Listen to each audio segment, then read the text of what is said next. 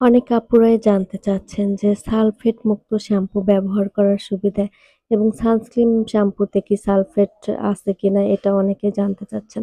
আসলে সালফেট মুক্ত শ্যাম্পুগুলো সাধারণত চুল এবং মাথার ত্বকে প্রাকৃতিক যে তেল থাকে সেটা নষ্ট না করে পরিষ্কার করে এবং রং করা চুলে যেমন কেমিক্যাল প্রসেসিং চুলগুলোর জন্য অনেক সময় দেখা যায় চুলে রুক্ষতা থাকে এবং ড্যামেজ হেয়ার থাকে সেগুলোর জন্য সালফেট মুক্ত শ্যাম্পু অনেকটাই ভালো এবং রুক্ষতা কম সৃষ্টি করে। যেসব সালফেট মুক্ত শ্যাম্পু আছে সেগুলোতে চুলের রুক্ষতা কম করে। বিশেষ করে সালফেট মুক্ত শ্যাম্পু ব্যবহার করলে কেমিক্যাল চুলের জন্য যে চুলগুলো বিশেষ করে কালার হেয়ার তাদের জন্য সালফেট মুক্ত শ্যাম্পুটা অনেক ভালো হবে। কারণ সালফেট মুক্ত শ্যাম্পু ব্যবহার করলে কালার হেয়ার দেখা যায় যে এমনিতেই অনেক ড্যামেজ থাকে।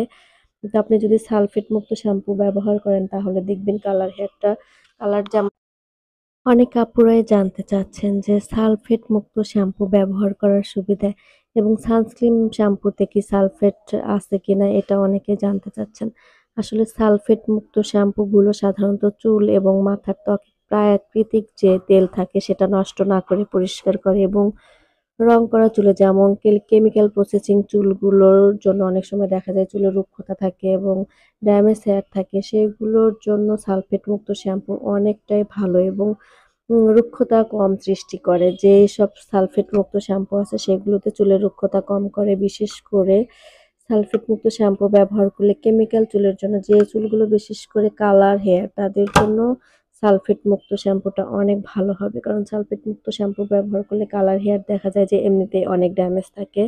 কিন্তু আপনি যদি সালফেট মুক্ত শ্যাম্পু ব্যবহার করেন তাহলে দেখবেন কালার হেয়ারটা কালার যেমনটা তেমনই থাকবে।